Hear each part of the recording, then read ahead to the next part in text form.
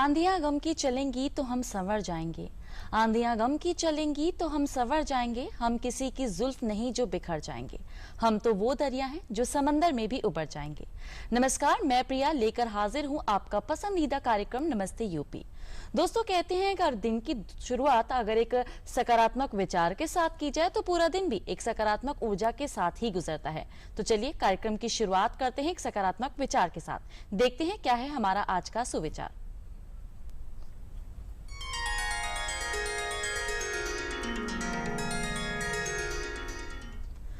हमारा आज का सुविचार है, शिक्षा सबसे शक्तिशाली हथियार है जिसका उपयोग आप दुनिया को बदलने के लिए कर सकते हैं। जी हाँ दोस्तों, शिक्षा सबसे शक्तिशाली हथियार है, क्योंकि अगर हमें दुनिया में कुछ बेहतर करना है, अपने जीवन के लिए कुछ बेहतर करना है, तो हमें सही और गलत का फैसला करना आना चाहिए। और सही और गलत का चुनाव हम तभी कर सकते हैं जब हम शिक्षित होंगे। इसीलिए कहते हैं दोस्तों कि हमें शिक्षा को ग्रहण करना चाहिए डिग्री के लिए नहीं, बल्कि अपने जीवन को सार्थक बनाने के लिए। ये तो बात रही सुविचार की। अब आप जानते हैं कि कार्यक्रम में हम हमेशा ये चाहते हैं, हमारा ये मकसद रहता है कि हम आप तक ज्यादा से ज्यादा जानकारियों को पहुंचाएं, और इसके लिए हम हमेशा एक विषय का चयन करते हैं। और आज भी हमने एक ऐसे ही विषय का चयन किया है जिसमें हमारा मकसद है हम आप तक जानकारियों को पहुंचाएं। तो चलिए देख लेते हैं क्या है हमारा आज का विषय जिस पर हम करेंगे चर्चा।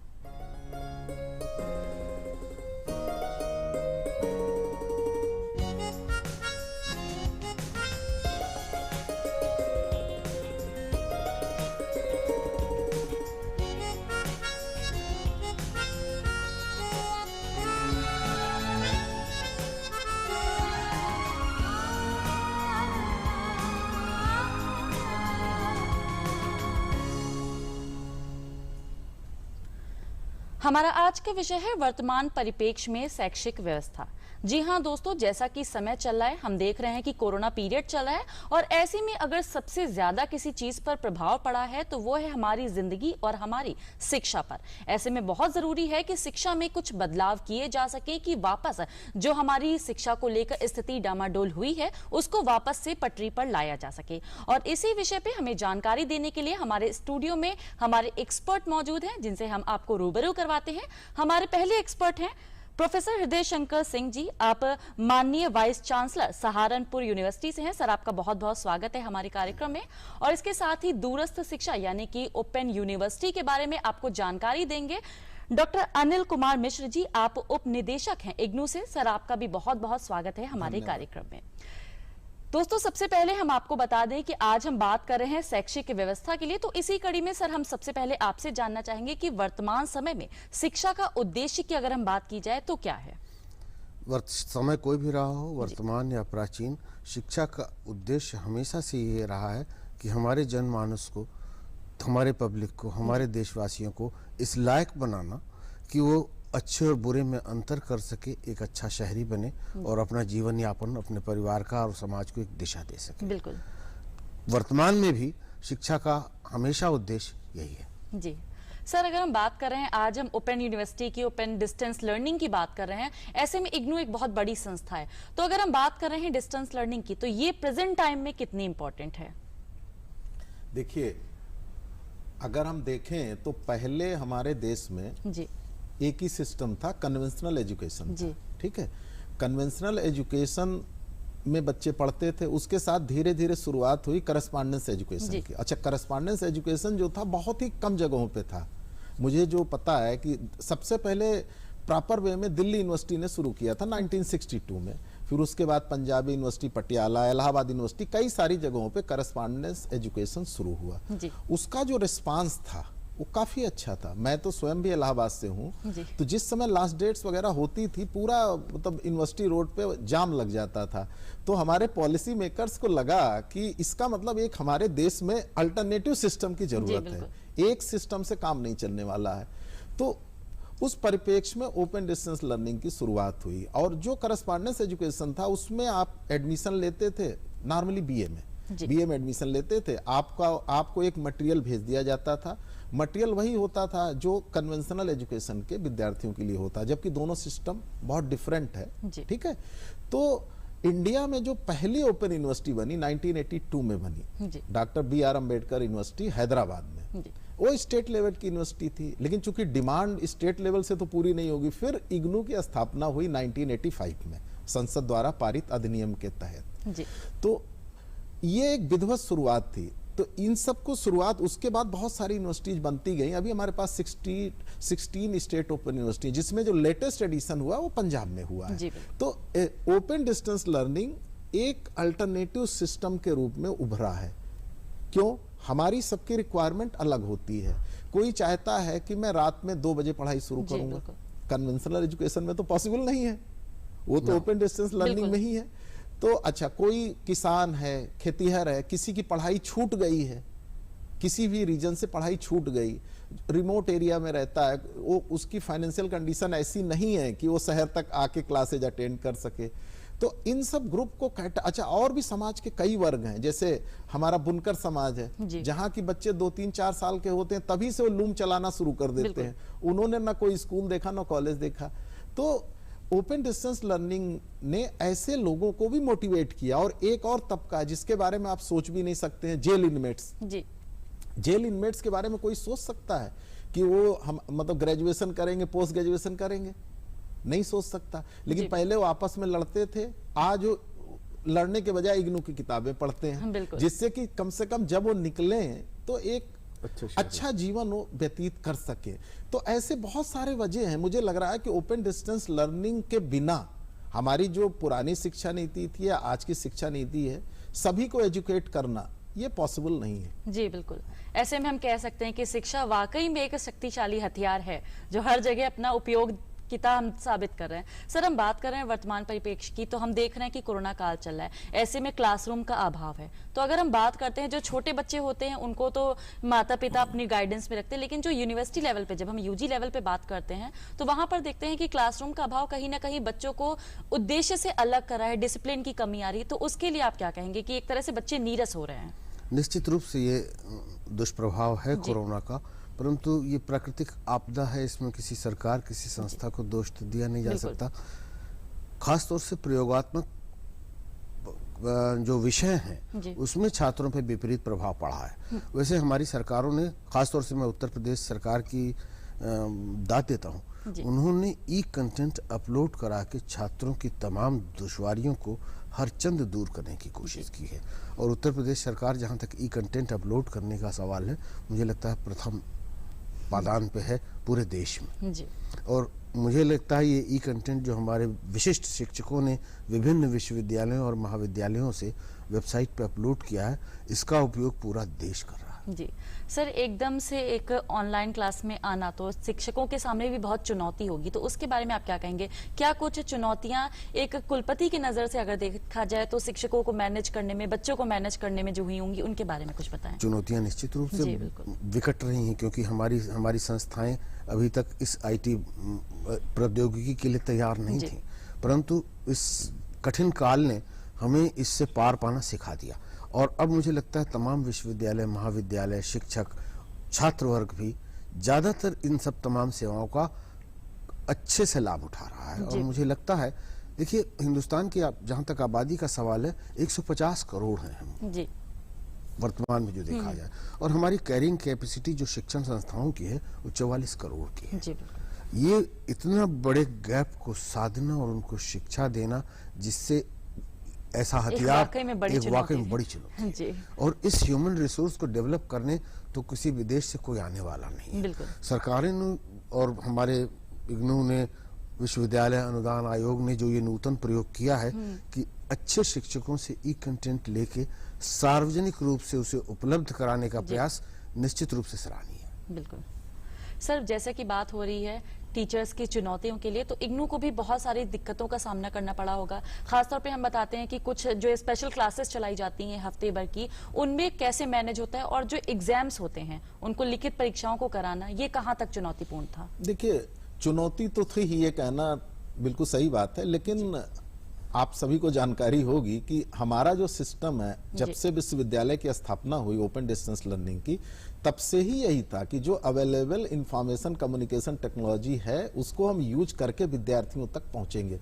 हम कोई इंफ्रास्ट्रक्चर इन जनरल नहीं क्रिएट करते, बहुत मिनिमम इंफ्रास्ट्रक्चर क्रिएट करते हैं, एग्जिस्टिंग इंफ्रास्ट्रक्चर को यूज करते हैं। ठीक है। तो दिक्कत तो हुई शुरू में, क्योंकि एकदम से सारी चीजें बंद हो गई, लेकिन चूंकि हम पहले से उस लाइन में काम कर रहे थे तो हमने उन चीजों को तो जारी रखा। जैसे कोरोना से पहले भी हमारी ज्ञान दर्शन के थ्रू क्लासेज होती हैं, ज्ञानवाणी रेडियो स्टेशंस का नाम जरूर सुना होगा, लखनऊ में भी है और बहुत सारी जगह, उनके थ्रू भी हम लोग काउंसलिंग करते थे। उसके साथ साथ फिर हम लोग जो है वर्चुअल प्लेटफॉर्म्स पे स्विच ओवर किए, जैसे गूगल मीट के थ्रू काउंसलिंग, जूम के थ्रू काउंसलिंग, ठीक है।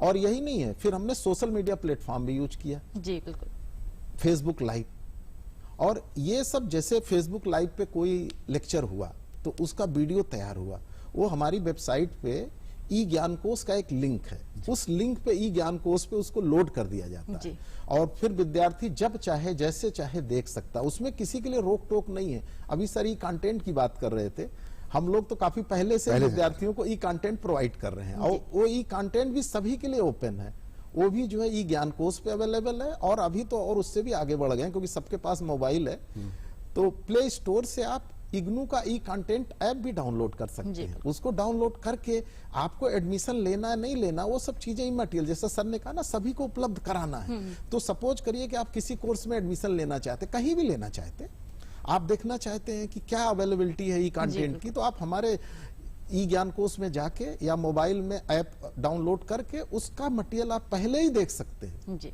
क्योंकि कहा जाता है ना कि आप कहीं एडमिशन ले रहे हैं तो पहले ठोक बजा के एडमिशन लीजिए कि आप जिस पर्पज से लेना चाह रहे हैं, आप अपना भविष्य तय करने जा रहे हैं, वो पर्पज पूरा होगा कि नहीं होगा, वो सारी चीजें देख रहे हैं। अच्छा, अभी हम लोग, आप काउंसलिंग सेशंस की बात कर, हम और आगे बढ़ रहे हैं। अभी तो हम चैनल बेस्ड काउंसलिंग करने जा रहे हैं और उसका 5th को, आज 4th तो नहीं, हाँ आज 4th है, कल जो है ऑनरेबल मिनिस्टर ऑफ एजुकेशन कल उसको इनाग्रेट करेंगे। स्वयं प्रभा चैनल का नाम सुना होगा और वो सभी के लिए अवेलेबल होगा। और हमें ये यूपी का जो लखनऊ रीजनल सेंटर है, इसको जो है, जो हमारे ग्रेजुएशन प्रोग्राम है उसके कुछ कोर्सेज का हिंदी में हम काउंसलिंग कराएंगे जी, ठीक है। दूसरा रीजनल सेंटर हमारा नोएडा में भी है, वो कुछ कोर्सेज का सिलेक्टेड, क्योंकि इसमें टाइम की लिमिट होती है, जैसे 2 घंटे का प्रोग्राम हुआ तो बार बार रिपीट होगा। मैंने कहा ना, हमारे यहाँ क्या है ना कि आप अपनी सुविधा से पढ़िए, जरूरी नहीं कि बच्चा उस 2 घंटे में पढ़ पाए, लेकिन जब पूरे दिन रिपीट हो रहा है तो आप अपनी सुविधा से किसी भी स्लॉट को चुन सकते हैं। बिल्कुल सुन सकते हैं। तो इस तरीके का सिस्टम, और हम लोग धीरे धीरे और आगे बढ़ रहे हैं एंड वी होप कि हम लोगों की एक्सपेक्टेशन को पूरा करेंगे और किसी को भी अशिक्षित छोड़ा नहीं जाएगा। देखा जाए तो इग्नू एक क्रांति स्तर पे काम कर रहा है। बिल्कुल सर, जैसा कि बात हुई ऑनलाइन क्लासेस जो हो रही, कंटेंट प्रोवाइड किए जा रहे हैं, तो ऐसे में देखें तो कहीं ना कहीं अभाव है, तो एक नई चीज भी मिलकर सामने निकल कर के आई है कि बच्चे कंप्यूटर शिक्षा बढ़ रही है उनकी, और भी नई चीजें, स्किल डेवलपमेंट हो रही है। तो उसके लिए आप क्या कहेंगे कि बच्चे और कैसे बेहतर प्रदर्शन कर सकते हैं? देखिए, कंप्यूटर शिक्षा अब जो वर्तमान युग है, इसमें कंप्यूटर का ज्ञान होना हर एक व्यक्ति के लिए भी है। एक समय हमने वो भी देखा है जब कंप्यूटर को बहुत बड़ी चीज माना जाता था, कैसे चलाएंगे, कैसे क्या करेंगे। आज हम देखते हैं कि छोटे छोटे बच्चे भी यूज कर रहे हैं, तो एक तरह से ये स्किल डेवलपमेंट हो रही है। निश्चित रूप से स्किल डेवलपमेंट हो रही है। देखिए, इसकी कोई गोली, कैप्सूल या इंजेक्शन या कोई क्लास नहीं खोली जा सकती, ये प्रैक्टिस से ही आती है। और मुझे लगता है कि हमारे बच्चों को इस दिशा में प्रयास करना चाहिए, अच्छी चीजें सीखनी चाहिए जी। कह सकते हैं कि अगर हम आगे चल रहे हैं, सीखने की कोई उम्र नहीं है, हम किसी भी उम्र में चीजें कर सकते हैं।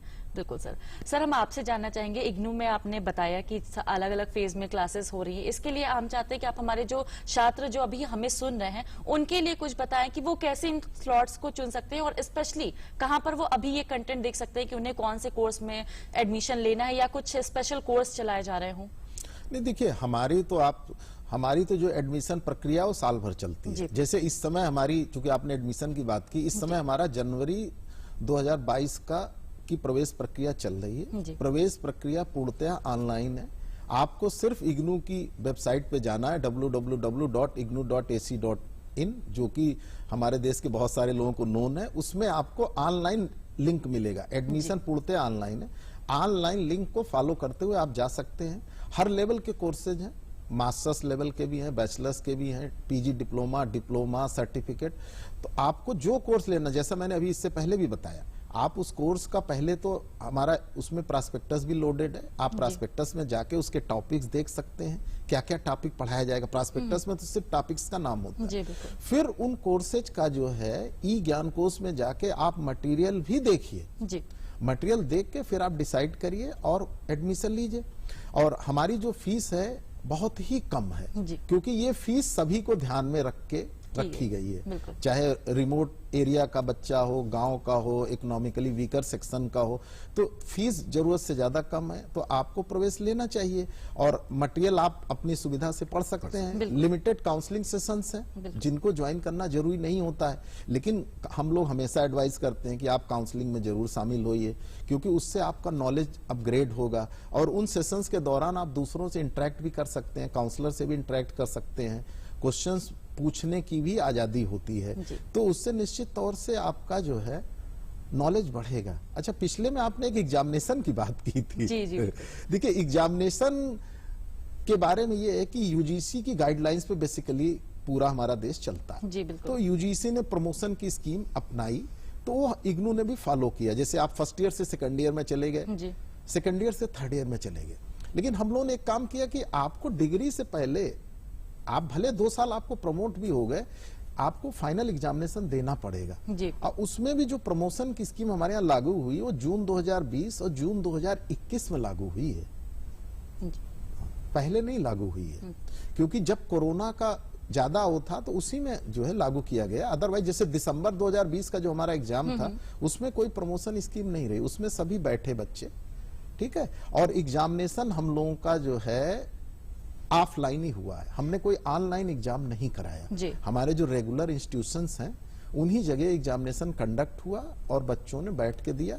कोरोना का पूरा ख्याल रखा गया और मुझे तो नहीं लगता कि हमारे एग्जामिनेशन की वजह से कोरोना में कोई बढ़ोतरी हुई है। और इस बार भी हम बात कर रहे हैं चूंकि एडमिशंस की और कोरोना की, तो कोरोना में हमने देखा है कि जो हमारी जो ये मान्यता मानी जाती है कि हम 12th तक एजुकेट हो जाते हैं तो उतना ठीक है। कई ऐसे इलाके हैं, जैसे ग्रामीण क्षेत्र हैं, जहां बच्चों को बोला जाता है कि 12th तक आपने पढ़ लिया, उसके बाद दूर होने की वजह से कॉलेज, कई बार बच्चों की पढ़ाई जो होती है वो अधूरी हो जाती है। तो ऐसे में डिस्टेंस लर्निंग एक नई किरण के रूप में कैसे आ गया है सामने, कि हम अपना व्यवसाय भी करें, हम अपना काम का, अपनी जीविका चलाने के लिए काम भी करें और डिस्टेंस लर्निंग। बिल्कुल, देखिए डिस्टेंस लर्निंग का ये यूनिक फीचर है कि आप कहीं भी रह के पढ़ाई कर सकते हैं। जैसे आज आप लखनऊ में हैं, कल किसी वजह से आप रोजगार के लिए बैंगलोर चले जाते हैं, तो ओपन डिस्टेंस इग्नू में, क्योंकि हमारा जुरिडिक्शन पूरा देश ही नहीं है, देश के बाहर भी हम हैं, तो आपका जो रीजनल सेंटर स्टडी सेंटर है वो चेंज कर दिया जाता है,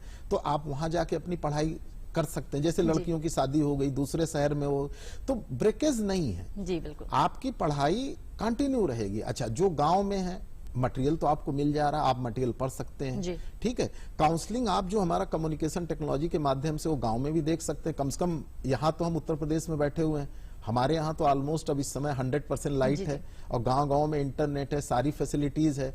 अच्छा, जो इकोनॉमिकली वीकर भी हैं, हम लोगों ने ये भी देखा गांव में भी आजकल जो हमारे जनप्रतिनिधि हैं वो भी काफी एजुकेशन में लीडिंग रोल अदा कर रहे हैं। जैसे कोई गांव है, वहां पे ज्यादातर पुअर है, 1-2 फैमिली अच्छे हैं, तो अपने यहाँ भी वो टीवी के माध्यम से, इन सब के माध्यम से बाकी बच्चों को बुला के उनकी क्लासेज कराते हैं। ये भी सर, अगर हम सेम चीज अगर हम इसमें लेते हैं तो आप क्या कहना चाहेंगे कि बच्चों को शिक्षा को आगे बढ़ाने के लिए यूनिवर्सिटी लेवल पर क्या प्रयास किए जा रहे हैं, यूनिवर्सिटी लेवल पर बच्चों की पढ़ाई ना रुके? विश्वविद्यालय स्तर पर निरंतर प्रयास किए जा रहे हैं। देखिए, विश्वविद्यालय अनुदान आयोग हमारा एक संस्था है, अभी डॉक्टर साहब ने बताया कि डिस्टेंस विश्वविद्यालय अनुदान आयोग की एक subsidiary body distance council of India बनी ही इसीलिए थी कि विभिन्न विश्वविद्यालयों में जो महाविद्यालय कार्यरत हैं वो डिस्टेंस काउंसिल से अपना अप्रूवल लेके दूरस्थ शिक्षा प्रणाली शुरू करें। कालांतर कुछ दिन चला, परंतु अब ये प्रोग्राम सिर्फ ओपन यूनिवर्सिटीज तक लिमिटेड है। मुझे लगता है कि अगर हमने समय रहते इसे तमाम विश्वविद्यालयों को अधिकार नहीं प्रदान किए तो हमारे बहुत सारा वर्ग जो दूरस्थ क्षेत्रों में रहता है, अपनी आजीविका के लिए विभिन्न कार्य दिन भर करता रहता है, अगर उसे ये अवसर नहीं प्रदान किया गया तो शिक्षा से वंचित रह जाएगा। आपने भी एक परीक्षा से संबंधित सवाल पूछा था। हमारे यहाँ विश्वविद्यालय में, इसके पहले मैं किसी विश्वविद्यालय, प्राइवेट विश्वविद्यालय में कुलपति था, वहां पे मैंने एक प्रयोग किया था। प्रॉक्टर्ड एग्जामिनेशन के लिए एक कंपनी हायर की थी, ऑनलाइन एग्जामिनेशन कराए, बहुत अच्छा था, परंतु वो विश्वविद्यालय छोटा सा विश्वविद्यालय था और बच्चे सब वेल इक्विप्ड थे, उनके पास टेलीफोन भी था, लैपटॉप भी था, कंप्यूटर भी था, उन्होंने एग्जामिनेशन दिया। मुझे लगता है कि इस स्टेट ऑफ आर्ट की और इस टेक्नोलॉजी की मेरे देश में कमी है। अभी वो बहुत महंगी है, नंबर एक बात। उस वक्त वो जो एग्जामिनेशन होता था, बच्चा अगर ऑनलाइन उसने खोल लिया, हमारा प्रश्न पत्र आ गया, अगर उसने प्रयास किया कि किताब देखूं, तो वो हिलने पे वो सीज हो जाता था। वो नकल करने की अनुमति नहीं थी, वो अनफेयर मीन्स की श्रेणी में अपने आप आ जाता था और उसका काम बंद। मुझे लगता है ऐसी परीक्षा प्रणाली रक्षा हमें अपनानी होगी, क्योंकि जो वर्तमान परीक्षा प्रणाली है वो बहुत समय खराब करती है और मजबूर करती है किसी छात्र को कि इसी अमुक समय में परीक्षा दें। मैं बहुत बार विदेश में भी रहा हूँ, वहाँ बच्चे को कब पढ़ना है वो स्वतंत्र है, वो उसी वक्त, जैसे डॉक्टर साहब कह रहे हैं, उसी समय पढ़ सकता है। उसको जब वो कह दे कि मैं अब तैयार हूँ परीक्षा देने के लिए, तो अपना फॉर्म प्रेषित कर दे, उसके लैपटॉप पे प्रश्न पत्र आ जाए। बिल्कुल, मुझे लगता है ऐसी चीजें हमारे यहाँ विकसित की जानी चाहिए। सर आप? हाँ, चूंकि सर ने ओडीएल की बात की तो मैं उसमें ऐड करना चाह रहा हूँ। सर, अभी का सिनारियो ओडीएल के काफी फेवर में है। जो हमारी नई शिक्षा नीति है उसमें कोई भी विश्वविद्यालय open distance learning, online learning के कोर्सेज शुरू कर सकता है, बट उसके लिए कुछ रिक्वायरमेंट है। पहली रिक्वायरमेंट तो यह है कि नैक एक्रेडिटेड होना चाहिए और उसका जो स्कोर है वो नैक जो है ग्रेडिंग जब होती है तो एक स्कोर मिलता है, वो कम से कम 3.26 होना चाहिए। अगर आपका 3.26 से ऊपर है तो आप अपने विश्वविद्यालय में ओडीएल शुरू कर सकते हैं। लेकिन अभी मैंने पहले भी बताया, क्योंकि ओडीएल को भी कंट्रोल यूजीसी कर रही है, यूजीसी के अंदर डिस्टेंस एजुकेशन ब्यूरो है।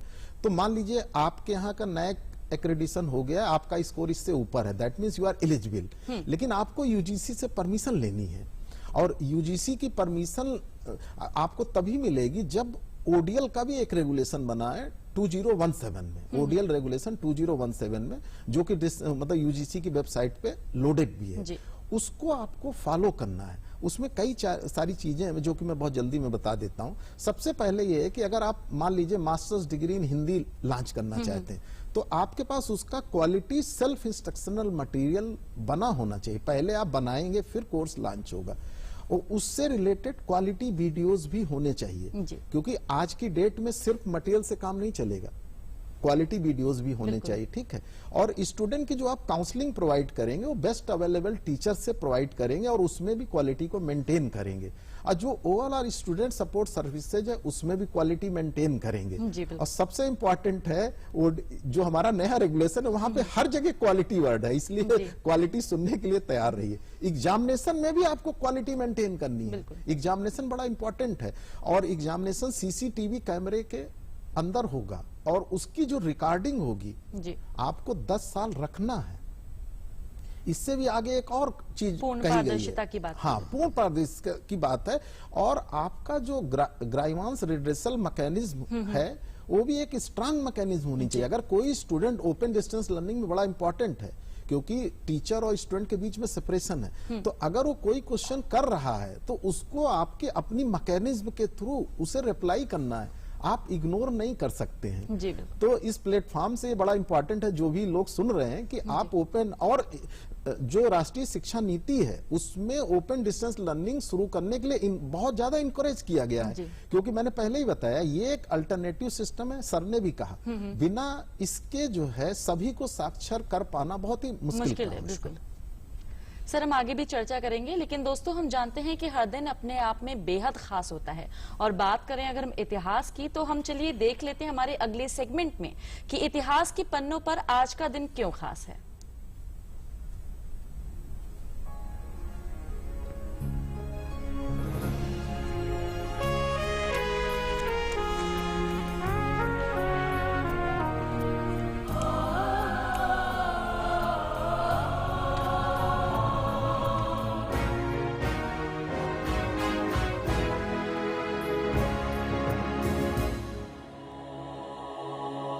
राष्ट्रकवि मैथिली शरण गुप्त के शब्दों में, जाकर रण में ललकारी थी वह तो झांसी की झलकारी थी, जाकर रण में ललकारी थी वह तो झांसी की झलकारी थी, गोरों से लड़ना सिखा गई है इतिहास में झलक रही, वह भारत की ही नारी थी, वह भारत की ही नारी थी।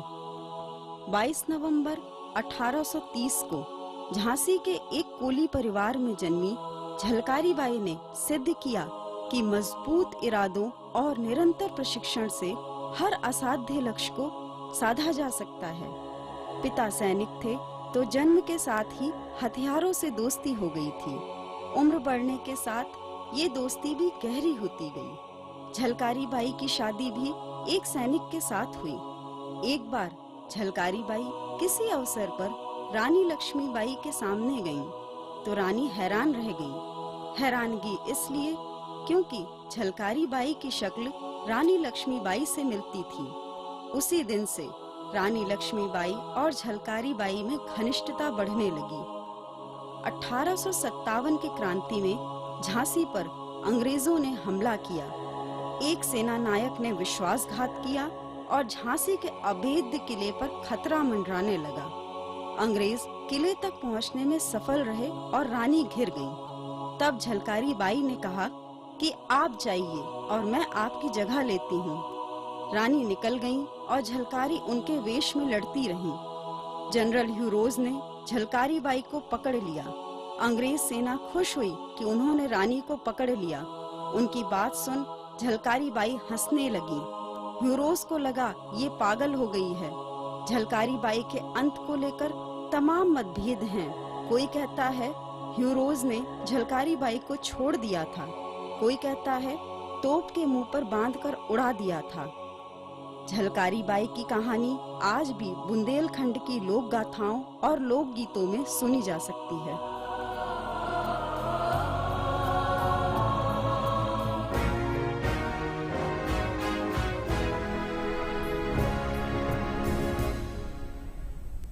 एक बार फिर से स्वागत है आपका हमारे कार्यक्रम नमस्ते यूपी में, जिसमें हम बात कर रहे हैं वर्तमान परिप्रेक्ष्य में शिक्षण प्रणाली के ऊपर। सर, जैसा कि हमने अभी बात की वर्तमान में शिक्षण प्रणाली की, लेकिन वर्तमान जो हमारा तय होता है वो कहीं ना कहीं इतिहास पर ही तय होता है। और बात की अभी हमने इतिहास के पन्नों की भी, तो हम अगर कंपेयर करते हैं तो प्राचीन शिक्षा प्रणाली और वर्तमान समय में जो शिक्षा पद्धति चल रही है उसके बारे में आप क्या कहेंगे?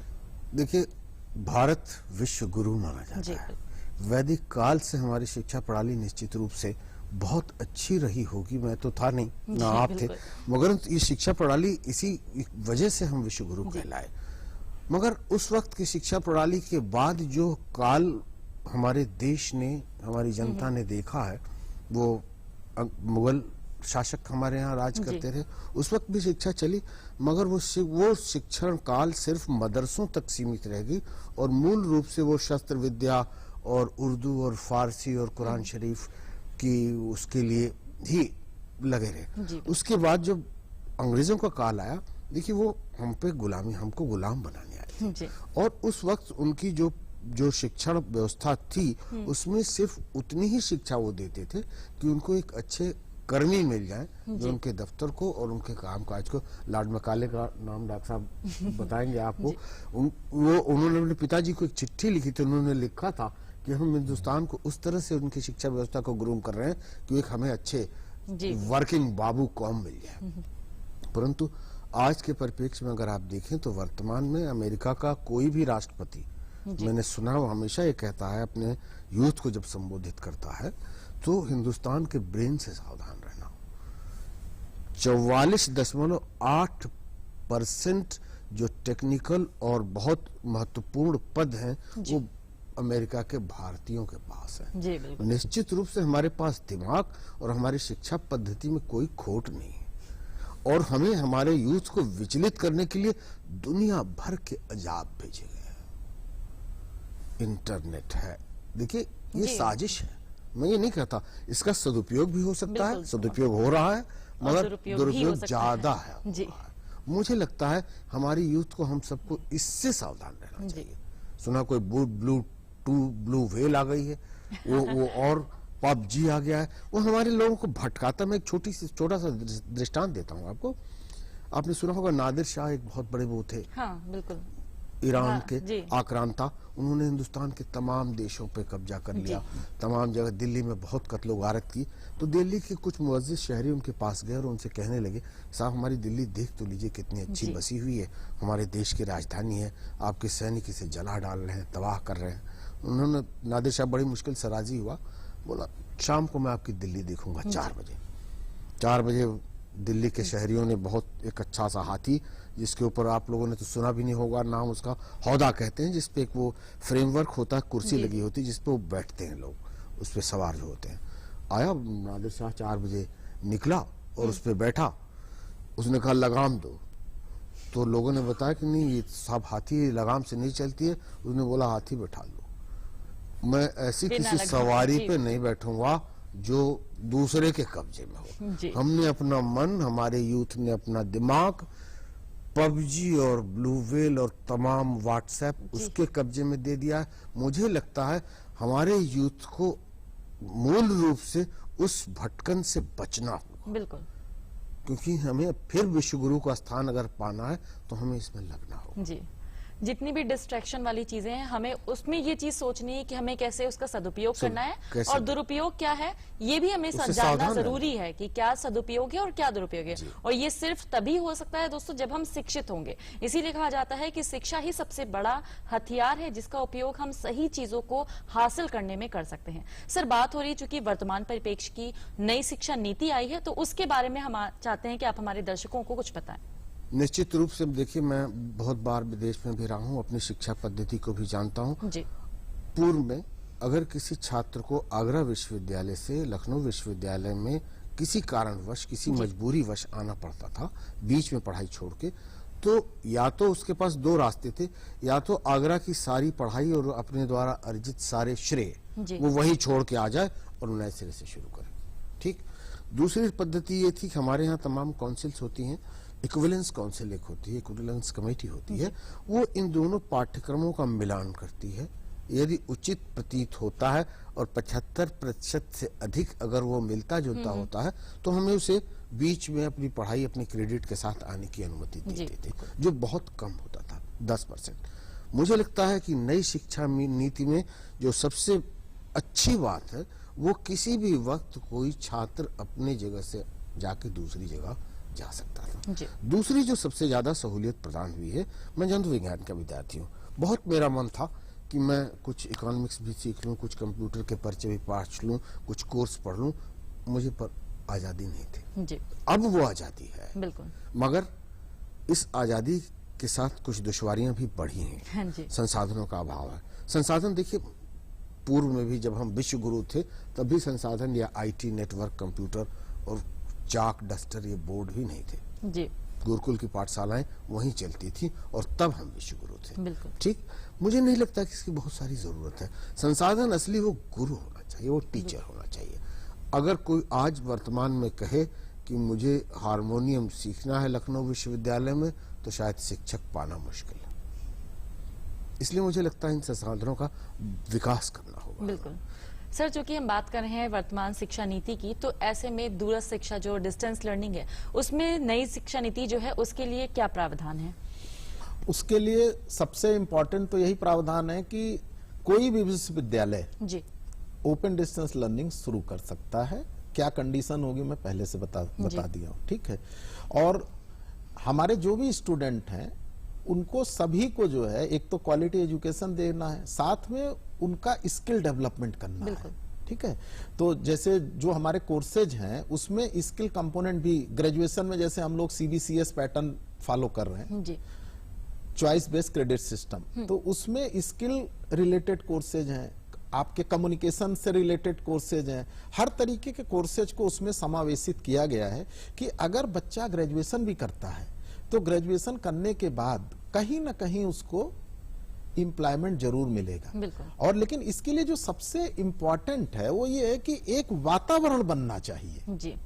जिसमें कि सभी लोग पार्टिसिपेट करें और स्टूडेंट भी मोटिवेटेड रहे और स्टूडेंट को पढ़ाई के साथ साथ इनोवेशन के लिए मोटिवेट किया जाए, कुछ इनोवेट करे। जैसे आजकल हम सभी लोग देख रहे हैं, हमसे बाहर है थोड़ा, दिल्ली गवर्नमेंट एक प्रोग्राम चला रही, टीवी में बकायदे आ रहा है, स्टूडेंट कुछ इनोवेशन कर रहे हैं और उसको लोग आके स्किल डेवलपमेंट की हम बेसिकली बात कर रहे हैं। उसी की बात कर रहा हूं। तो उसको आके जो बड़े बड़े लोग हैं इस फील्ड में काम कर रहे हैं, वो उनको फाइनेंशियल हेल्प कर रहे हैं, प्लस उनके प्रोडक्ट्स को खरीद रहे हैं।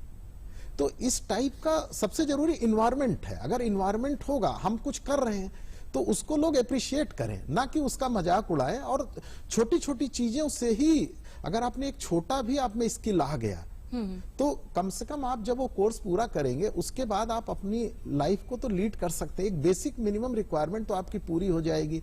और आने वाला समय, जैसा सर भी कह रहे हैं कि आने वाला समय ऐसा होगा कि आपको सभी विश्वविद्यालयों में ओपन डिस्टेंस लर्निंग नजर आएगी, क्योंकि तभी सारे लोग एजुकेट हो पाएंगे। जब तक ये नहीं होगा, मैंने सारे तबकों का नाम लिया है, क्योंकि कन्वेंशनल एजुकेशन से अभी भी बहुत सारे लोग नहीं एजुकेट हो सकते ना, एक पर्टिकुलर ग्रुप ही हो सकता। अगर आपको सारे ग्रुप को लेना है तो उसके लिए ओपन डिस्टेंस लर्निंग जो ओडीएल रेगुलेशन 2017 है उसको फॉलो करते हुए सभी जगह शुरू करने की आवश्यकता है। सर, जैसे कि डॉक्टर साहब ने बताया कि स्किल डेवलपमेंट के लिए, तो वर्तमान में हम बात कर रहे हैं स्किल डेवलपमेंट की भी, तो ऐसे में शिक्षा का प्रारूप क्या होना चाहिए हुनर को विकसित करने के लिए? देखिए, उत्तर प्रदेश सरकार इसमें बहुत, अभी कल मेरी मुलाकात थी उत्तर प्रदेश की प्रमुख शिक्षा सचिव से। 44,000 बच्चों ने एनरोलमेंट अपना स्किल डेवलपमेंट के लिए कराया है।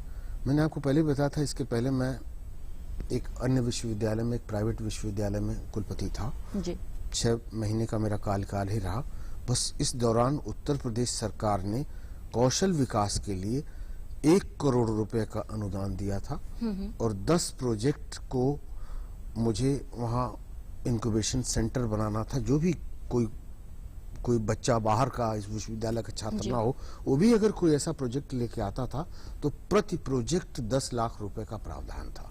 और इस प्रावधान के तहत हम लोगों ने 2 पेटेंट अपने रजिस्टर कराया आईएमटी विश्वविद्यालय ने, जिसमें एक ऑनलाइन ड्रिप मॉनिटर सिस्टम होता है। आपने देखा होगा अस्पताल में अगर कोई मरीज है उसको ड्रिप लगी हुई है तो ड्रिप एक निश्चित सीमा से जब नीचे आती है तो एक वो मशीन अलार्म बजाना शुरू कर देती है, इसलिए निरंतर निगरानी रखने की जरूरत नहीं होती।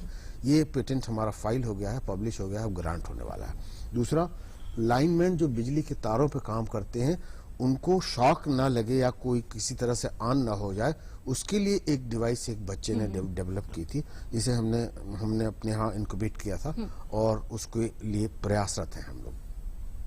देखिए, भारत सरकार ने इनोवेटिव विकास सेंटर के लिए गुजरात में एक सेंटर बना रखा हुआ है। इस तरह के तमाम प्रोजेक्ट के उनके जो लोग हैं, उनके जो वैज्ञानिक हैं, शहर शहर से इकट्ठा करते हैं। वो टेक्नोलॉजी चाहे लोहार के पास हो चाहे किसान के पास हो, उस टेक्नोलॉजी को वो ले जाते हैं, उसको नर्चर करते हैं, उसको डेवलप करते हैं और उसको प्रमोट करने के बाद वो उसको पेटेंट कराते हैं। जैसे मैंने देखा था उनके यहाँ भी, मैं गया था पिछली बार अहमदाबाद, तो उन्होंने मूंगफली छिलने की मशीन, नारियल के ऊपर से जूट निकालने की मशीन, तमाम किसानों से पेनिनसुलर पार्ट ऑफ जो भारत का हमारा दक्षिणी क्षेत्र है, वहां से वो टेक्नोलॉजी किसानों ने जो इंडिजीनियसली डेवलप की थी उसको उन्होंने मशीन के रूप में परिवर्तित करके दे दिया। उससे हमारा बहुत सारा अच्छा विकास हो। सर, अगर इन्हीं सबको ध्यान में रखा जाए और बात की जाए शिक्षा में बदलाव की, तो प्रेजेंट टाइम में हम देख रहे हैं बहुत सारे ऐसे कोर्सेज भी चलते हैं, जैसे कि फाइन आर्ट वगैरह ऐसे कोर्सेज हैं जिनसे बच्चे स्किल भी डेवलप कर सकते हैं अपनी। तो ऐसे में अगर बदलाव की बात की जाए तो शिक्षा में क्या बदलाव करना चाहिए ताकि बच्चों में हुनर का विकास हो जाए? स्किल डेवलपमेंट के सेंटर्स को जनमानस तक पहुंचाने के लिए हमें कौशल विकास केंद्र जगह जगह खोलने होंगे। और देखिए, जहां तक किसी तमाम केंद्र या विश्वविद्यालयों की सवाल, मूल मौलिक उद्देश्य किसी विश्वविद्यालय और किसी कौशल विकास का वो होना चाहिए कि उस क्षेत्र में उपलब्ध कौशल को चिन्हित किया जाए, उसको अच्छे से और विकसित किया जाए और उसे प्रोपोगेट किया जाए। जब तक इस तरह का ध्येय हमारा नहीं बनेगा तब तक हम सफल नहीं हो पाएंगे। बिल्कुल। सर, अगर पूरे इस प्रारूप की बात की जाए, परिवर्तन की भी, तो ऐसे में जो इग्नू है वो क्या भूमिका निभा रहा है? देखिए, सबसे पहले तो मैं इसमें थोड़ा ऐड करना चाह रहा हूँ सर की बात। देखिए, हमारी जो गवर्नमेंट की एक स्टार्टअप पॉलिसी भी है जो कि 2019 में बनी थी। अगर आपके पास कोई ज्यादा आइडिया नहीं तो आप अगर उस पॉलिसी को भी फॉलो करके काम करते हैं तो डेफिनेटली आप आगे बढ़ेंगे। और बहुत सारे लोग इससे वाकिफ नहीं हैं। हाँ, वाकिफ नहीं, इसलिए मैं बता रहा हूँ स्टार्टअप पॉलिसी। मैंने बताया, मैं 6 महीने के अंतर में हमने एक अपनी प्रोजेक्ट जमा करके उत्तर प्रदेश सरकार से 1 करोड़ रुपया और 10 लाख रुपया प्रति प्रोजेक्ट लिया। और जो लोग मतलब उस पॉलिसी के तहत काम कर रहे हैं, सर ने भी बताया, उन लोगों को बैंक से लोन का भी प्रोविजन, हम वो सारे प्रोजेक्ट बनवाते हैं, हम बैंक से उसको लोन दिलवाते हैं, और मार्केटिंग कैसे करेगा हम ये तक बताते हैं जी। और देखिए इनोवेशन के बिना तो काम होगा नहीं। जो सबसे इम्पोर्टेंट है, मैंने पहले भी कहा था, इसके फेवर में एक इन्वायरमेंट क्रिएट होना चाहिए, इसको पब्लिसाइज करने की भी जरूरत है जी। ठीक है। अब एक इनोवेशन ही तो है, मैं छोटा सा पुरानी चीज हो गई, जैसे आप ओला उबर को लीजिए, एक समय था कार पे बैठना काफी टफ हुआ करता था, आज आप देखिए आप 50 रुपए में बैठ जा रहे हैं। अच्छा, जो व्यक्ति इसका ओनर है, जो इसे कोऑर्डिनेट कर रहा है, चला रहा है, हो सकता है वो पैदल चल रहा हो, उसके पास कार नहीं है, उसने हमारी आपकी ले ली। ऑनलाइन परचेज देखिए, अगर ऑनलाइन परचेज नहीं होता तो कोरोना में भीषण प्रॉब्लम हो जाती, कम से कम बड़े शहरों में। तो ये क्या है, ये सब इनोवेशन ही है, किसी ने शुरू किया था, हो सकता 10 साल पहले शुरू किया हो, जब लोग हंस रहे थे कि अरे हम किराने का सामान लेने ऑनलाइन मंगवाएंगे, हम जाएंगे देखेंगे तब खरीदेंगे। आज बहुत सारे लोग ऐसे, कम से कम मेरे पास डाटा तो नहीं है, लेकिन काफी लोग ऐसे हैं कि वो जाने और देखना नहीं पसंद करते, बल्कि सामान घर में आ जाएगा, अगर उसमें कोई गड़बड़ी होगी तो उसको बदल जाता है, वापस हो जाएगा, बदल जाएगा। तो ये इनोवेशन है। हमारे यहाँ इनोवेशन का एक सेल है, डायरेक्टर बैठते हैं, और हम अपने स्टूडेंट्स को बराबर मौका देते हैं, और हमें अभी लेटेस्ट में ही अवार्ड मिला है, नंबर 1 का अवार्ड मिला है ठीक है। तो हम इस फील्ड में काफी काम कर रहे हैं, और टाइम टू टाइम स्टूडेंट को मौका देते हैं, उनके हुनर को हम पब्लिसाइज भी करते हैं, क्योंकि हम बहुत सारे चैनल्स के कोऑर्डिनेटर भी हैं। अभी मैंने बताया स्वयं प्रभा चैनल है, ज्ञानवाणी, ज्ञान दर्शन, तो इन सब में भी इस टाइप की चीजों को हम रिफ्लेक्ट करते हैं, जिससे कि उसका प्रचार प्रसार हो। और सारे मेन हमारा जो मोटू है कि ज्यादा से ज्यादा लोग जुड़े, जो ओपन डिस्टेंस लर्निंग जिस धारणा से बनाई गई है, तो उसके लिए हमारे पास जो भी उपलब्ध संसाधन है वो हम करते हैं। सर, जो अगर बात की जाए स्व व्यवसाय की, तो ऐसे में कुछ कोर्सेज के बारे में बताएं, जो बच्चे कम टाइम में, जैसे डिप्लोमा कोर्सेज होते हैं, उसको करके खुद के लिए कुछ विकसित कर सके। देखिए हमारे यहाँ सर्टिफिकेट भी है, डिप्लोमा भी है, सारे कोर्सेज। अभी मैं आपको एक उदाहरण के तौर पे बताता हूँ, जैसे राजस्थान गवर्नमेंट है, राजस्थान में कुछ वैकेंसीज गवर्नमेंट ने अनाउंसमेंट किया कि हम जो है, उनके यहाँ ये हुआ कि हम लाइब्रेरी में लोगों को रखेंगे, लेकिन उसके लिए उन्होंने शर्त रखी कि मिनिमम आपके पास सर्टिफिकेट कोर्स होना चाहिए। तो एकदम से हमारा जयपुर रीजनल सेंटर है, जोधपुर रीजनल सेंटर, वहां बहुत सारे बच्चों ने certificate in library science course में एडमिशन लिया और वो पूरा किया, और मुझे उम्मीद है कि उनको एम्प्लॉयमेंट मिल गया होगा। इसी तरीके से पंजाब गवर्नमेंट में उन्होंने स्कूलों में डिप्लोमा, उनकी रिक्वायरमेंट हुई कि diploma in early child carehood education, जो जिनके इस फील्ड में डिप्लोमा है उनको हम एम्प्लॉयमेंट अपॉर्चुनिटी देंगे। तो एकदम से हमारा चंडीगढ़ का रीजनल सेंटर है, खन्ना है, करनाल है, जो पंजाब से जुड़े हुए, वहां पे एकदम से बूम आ गया, बहुत सारे विद्यार्थियों ने एडमिशन लिया। मतलब इतना नंबर था कि कन्वेंशनल एजुकेशन से तो उसे हम मैनेज नहीं कर पाएंगे, लेकिन चूंकि हम लोग टेक्नोलॉजी से जुड़े हुए, हमने उनकी क्लासेज भी कराई, वो सब टेक्नोलॉजी के माध्यम से उनको क्लासेज भी कराई, और उसमें बहुत सारे बच्चों ने ऑलरेडी डिग्री ले ली। इसी तरीके से हमारे पास हर फील्ड में है, आप जिस भी फील्ड में, जैसे टूरिज्म स्टडीज है, टूरिज्म में हमारे पास सर्टिफिकेट भी है, डिप्लोमा भी है, बैचलर्स भी है, मास्टर्स भी है। अगर आप टूरिज्म की, हम यूपी की बात करें, तो अभी भी ज्यादातर लोग जो टूरिज्म व्यवसाय में हैं, इनके पास कोई फॉर्मल क्वालिफिकेशन नहीं है। और अब जो बड़ी बड़ी एजेंसियां हैं, उनकी रिक्वायरमेंट है कि आपके पास कुछ तो हो, सर्टिफिकेट हो, डिप्लोमा हो, जिससे कि हमारे, क्योंकि यहाँ हमारे यूपी में जैसे वाराणसी है, इन सब जगह बहुत, आगरा है, इंटरनेशनल टूरिस्ट भी आते हैं, तो अगर आप शिक्षित होंगे तो उनको आप बेहतर गाइड कर पाएंगे। तो ऐसा भी विद्यार्थी कर सकते हैं। उसके साथ ही जैसे डिजास्टर मैनेजमेंट, अब चूंकि आपने कोर्सेज की बात की तो बड़ी लंबी लिस्ट है, तो अब डिजास्टर मैनेजमेंट, डिजास्टर में क्या होता है, कहीं घर में जो है एक माचिस की तीली में अगर पेपर भी जलने लगा तो लोग इतना घबरा जाते हैं कि क्या हो गया, जबकि ऐसा नहीं है। अगर आपको डिजास्टर की बेसिक नॉलेज है तो आप जो छोटी मोटी चीजें घरों में होती हैं, आप उससे बच सकते हैं। आराम से। और एक मैं और कोर्स की बात करूं, फिर आप सर को स्विच ओवर करिए। जैसे इन्वायरमेंट है जी, हम हर जगह, दूरदर्शन पे भी, रेडियो पे, सभी जगह कहते हैं कि हमें अपने इन्वायरमेंट को प्रोटेक्ट रखना है, साफ सुथरा रखना है, ठीक है। लेकिन आप अगर देखिए तो हमारे देश का ही लगभग कल्चर है ज्यादातर स्टेट्स में कि अगर बगल का प्लाट खाली है तो हम अपने घर का कूड़ा उसी में डालें, तो हम इन्वायरमेंट को कैसे प्रिजर्व करेंगे। अच्छा, दूसरा केस लीजिए, पानी का लीजिए, वाटर बहुत बड़ी समस्या है। यूपी में तो हम लोग बहुत भाग्यशाली हैं, हमारा जो लेबर भी है वो भी बिल्कुल साफ पानी से नहाता भी, बाकी काम करता है। लेकिन और स्टेट्स में चले जाइए, पानी की काफी किल्लत मैं देखी है। झारखंड में गया था, जी। वहां पानी में लगभग कोयला आता है, लेकिन अगर आप शहरों में देखिए तो सुबह बड़ी बड़ी गाड़ियां देखा जाए तो ये इस कदर लंबी लिस्ट धुलती है हैं, इस चीज इस की। कदर धुलती हैं कि काफी कुछ पानी हम वेस्ट कर देते हैं, बिल्कुल। लेकिन वो हमारा पीने का ही पानी है जिसको कि हम गाड़ियों को धोने में वेस्ट कर रहे हैं। इसी तरीके से बहुत सारे प्रोग्राम हैं जिनसे कि आप करके आप अपने इन्वायरमेंट को भी बचा सकते हैं, एम्प्लॉयमेंट में भी जा सकते हैं, बहुत सारा आप सर कंट्रीब्यूट अगर कर बात सकते की हैं। जाए, हम शिक्षा नीति की बात कर रहे हैं, तो इसमें ग्रॉस एनरोलमेंट रेशियो जो बढ़ाने की बात की जा रही है, उसके लिए यूनिवर्सिटी लेवल पर क्या प्रयास किए जा सकते डॉक्टर हैं? साहब पहले इस पे बता चुके हैं जी। कि देखिए मैंने भी आपको बताया कि हमारी आबादी इस वक्त 150 करोड़, जी और हमारे पास जो संसाधन, मैं एक उदाहरण देता हूँ आपको।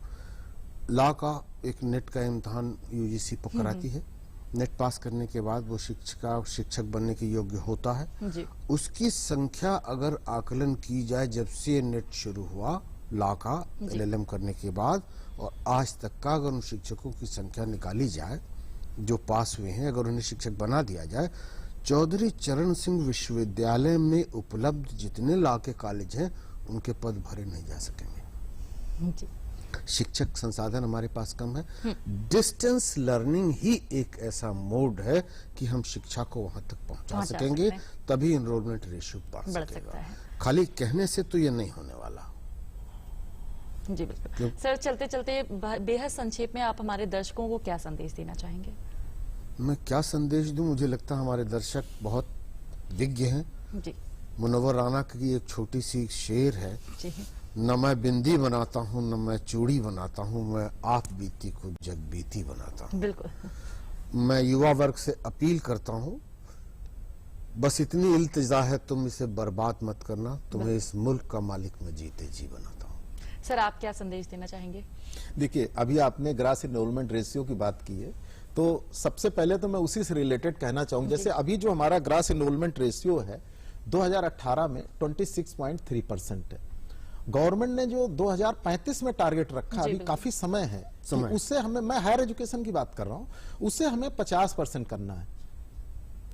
स्कूल एजुकेशन में तो पहले ही है कि 100% ग्रास एनरोलमेंट रेशियो होना चाहिए, उसके लिए प्रयास करना। ये प्रयास तभी सफल होगा जब हम सभी लोग इसमें पार्टिसिपेट करेंगे। बिल्कुल। विश्वविद्यालय, सर देखा जाए तो ये एक लंबा विषय है जिस पर हम पूरे दिन चर्चा करें तो भी कम होगा, क्योंकि जो हमारा मोटिव है वो ये है तक जन जन तक शिक्षा को पहुंचाना। तो सर बहुत बहुत धन्यवाद आपका, आप हमारे कार्यक्रम में आए, आपने हमारे कार्यक्रम के माध्यम से हमारे जो दर्शक हैं उन तक इतनी सारी जानकारियां पहुंचाई। उम्मीद करते हैं दर्शकों आपको हमारा ये कार्यक्रम पसंद आया होगा। मुलाकात होगी एक बार फिर एक नए विषय के साथ, तब तक हम छोड़े जाते हैं आपको एक प्यारे से गीत के साथ। अब दीजिए हमें इजाजत।